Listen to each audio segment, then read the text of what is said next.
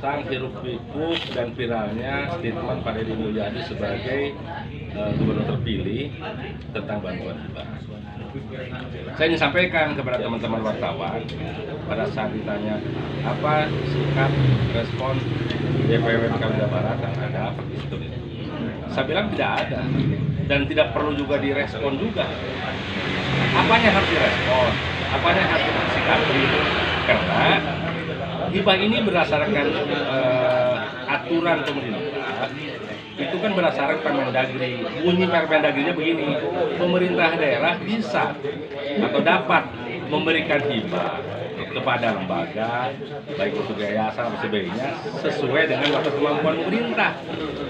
Hibah itu bukan urusan wajib dan bukan juga urusan pilihan di dalam struktur keuangan pemerintah daerah. Dan itu murni ranahnya pemegang kebijakan pemerintahan.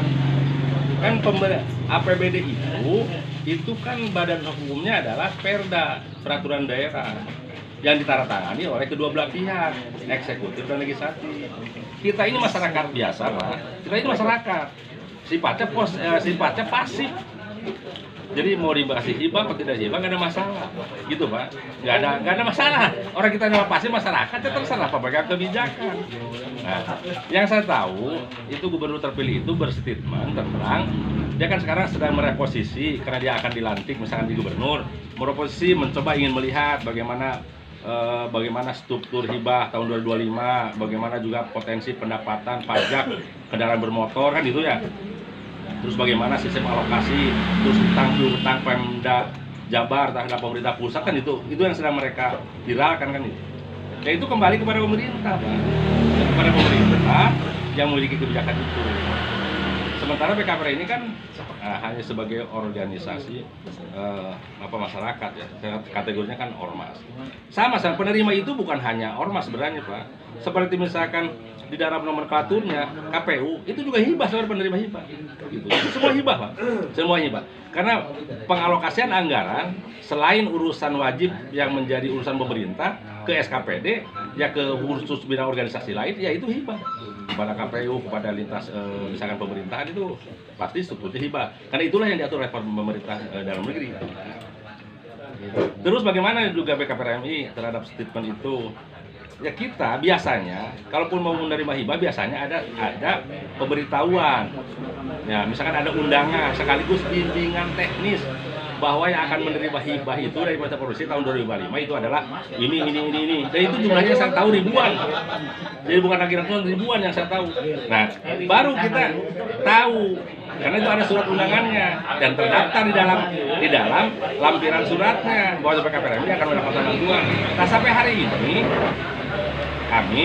saya sebagai Sekjen DPW Jawa Barat tidak pernah menerima dan juga tidak tahu juga apalagi surat undangan tentang yang disampaikan oleh Pak Deddy Mulyadi sebagai gubernur terpilih. Jadi kalau pada saat saya misalkan Pak Agus, Pak Hamid nanya bagaimana sikap, ya saya nggak bisa mikir apa yang harus saya sikapi kan gitu. Orang kan posisinya pasif, dikasih ya alhamdulillah, nggak dikasih juga ya alhamdulillah gitu. Dan BKPR ini organisasi yang berbasis masyarakat Pak. BKPR ini ada 7 lembaga Pak. Ada LPTKA, ada LPKS, ada Brigade Masjid, ada LPKM, ada bantuan hukum, kan itu. Ada LPEKO di kita itu. Jadi ada 7 lembaga. Misalnya untuk satu lembaga saja, lembaga pendidikan pengembangan taman kanak-kanak Al-Quran, kita punya taman kanak-kanak Al-Quran. Kita punya sekolah-sekolah Pak, punya madrasah-madrasah, taman kanak-kanak Al-Quran, taman pendidikan Al-Quran, taklimul Quran di aula, dan juga ada kelas tahfidz. Nanti di LPPKS, di lembaga pendidikan pengembangan keluarga sakinah, kita punya TAAM, namanya Taman Asuh Anak Muslim. TAAM, itu jumlahnya jutaan Pak siswa kita, murid kita.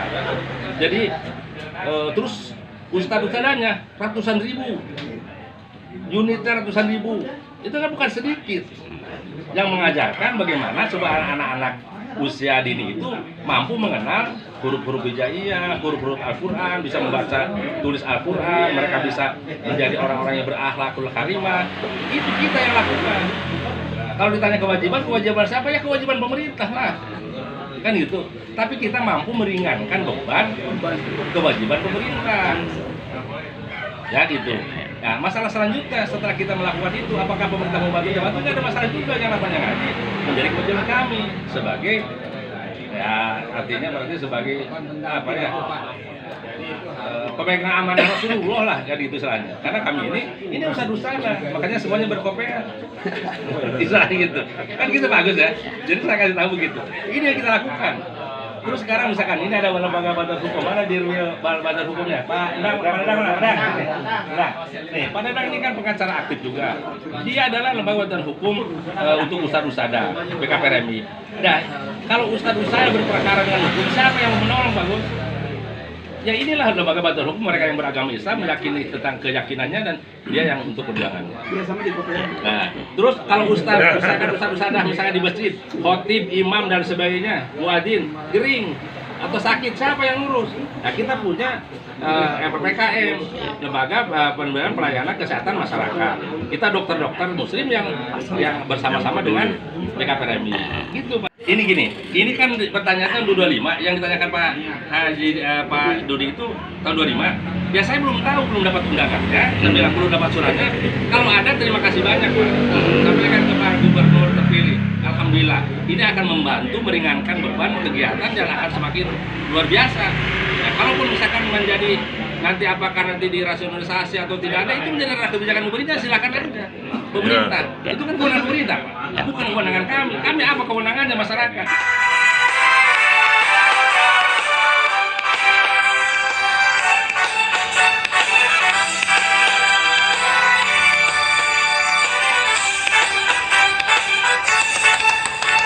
Pemuda remaja, marilah bergabung di dalam BKPRMI kita berhimpun kembali ke masjid, mari membangun masyarakat berhamatul.